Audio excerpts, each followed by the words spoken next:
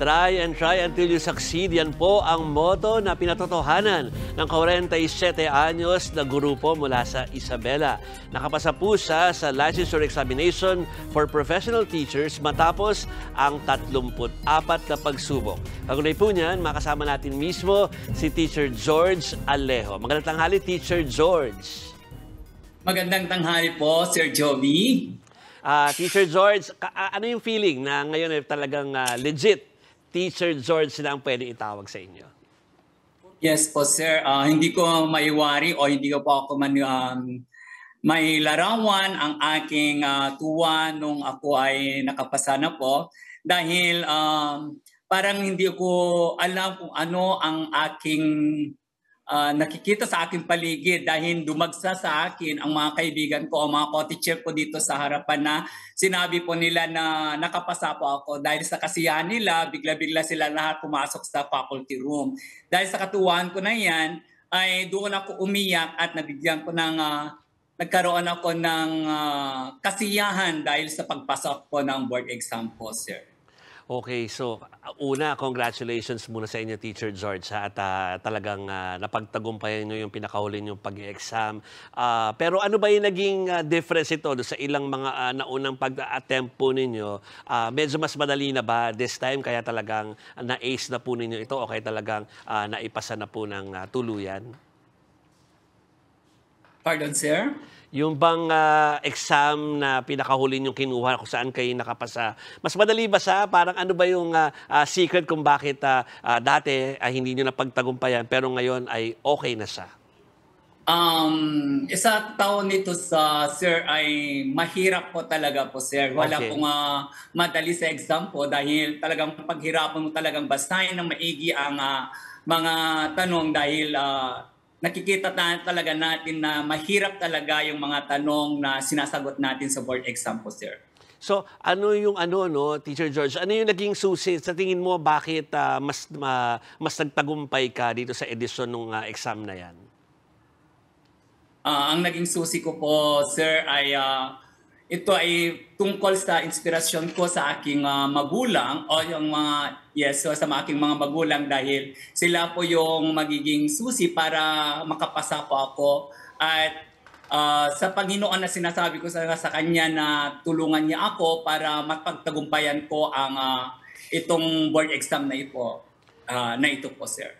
Teacher George, 33 times ba? Tama ako? Ganon karami. So, I'm sure naman na hindi ka naman tumigil sa pagtuturo. Pero ano yung, specifically, ano yung ginawa po ninyo hanggat hinihintay nyo po yung exam na yan na kung saan kayo nakapasa nga? Yes po, sir. Ang ginawa ko po, sir, ay habang nasa teaching kasi ako, sir. Yes. Habang hinihintay ko po ang result ng board exam ko, sir, ay patuloy pa rin ako nagtuturo sa isang pampublikong paaralan dito sa bayan ng Reyna Mercedes, dito sa Isabela. Habang hinihintay ko po yon ay ang ginagawa ko na lang po ay pinagtuunan ko muna ng pansin ang pagtuturo, sir. Tama. So tuloy-tuloy lang ang pagtuturo hanggat hindi pa nakakamit yung talagang lisensya na inaasam ng mga guro. Yes. Pero ano yung mensahe mo dun sa mga tao na nasa same na kalagayan mo, no? Hindi lang sa pagtuturo kundi yung dumaranas ng mga failure o pagsubok, parang baka nag-give up na sila eh. Ano ba ang medyo magandang payo para sa kanila, teacher? Yes, po, sir. Maraming salamat po. Sa mga failure na kagaya ko ng labihan ng 33 na failure po, huwag kayong mawalang pag-asa. Try until you succeed na sinasabi nila. Nandiyan ang Panginoon. Basta maniwala kayo sa Panginoon at manalig po sa Panginoon, ay iba ibibigay sa atin yan.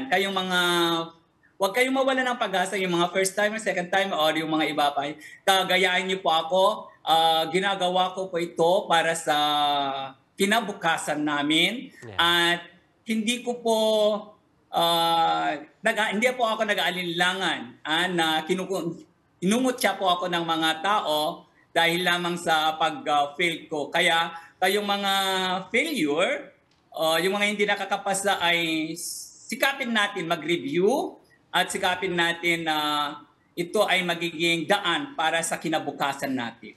laging may pag-asa, no, Teacher George. Pero puntahan ko lang, syempre kaakibat ng pagpasa ninyo, pwede na talagang mas mataas ang sweldo, no? Kaya ibang level ng ng teaching na profession. Pero ikaw ba ay may plano na manatili diyan sa iyong probinsya o kaya ay mag-try na sa ibang lugar? Naway sir, mabigyan po ako ng item. Ayan po ang aking nihiling po na sana po mabigyan po ako ng item para sa regular na po. Kasi dati po akong provisionary teacher po dito. Pero pinagpatuloy ko na as a volunteer teacher na lang po kasi natapos ko na po kasi yung kontrata ng provisionary. Kaya sa akin po ay ang plano ko po ay makabigyan lamang sana ng item para ipagpatuloy ko itong profession ko bilang pagtuturo po, sir. Yan. So, hinintay natin yung pagbibigay kay Teacher George ng item, At kung hindi, naku, marami namang pwedeng pag-apply ng iba, Teacher George? Sir? Meron pa kayo ibang pwedeng applyan kung sakaling hindi kayo mabigyan dyan sa Isabela ng item talaga, bilang guro? Siguro po sir, mapupunta na sa private kasi dati ako sa private school po sir. Kaya lang po dahil nawalan po ako ng kontrata ng tinatawag na lisensya, kaya tinanggal po ako sa private schools. Naway, kung hindi man ako mapala rin na mabigyan ng pagkakataon na ma-regular dito sa public school, siguro po ipagpatuloy ko na lang po sa mga private kung sino po yung nangailangan po na school para sa pagtuturo po. Baga ay tuloy ang pagtuturo ni Teacher George Alejo. Maraming salamat, Teacher George Alejo, bilang kayo ehemplo na ngayon ng try until you succeed. Thank you po.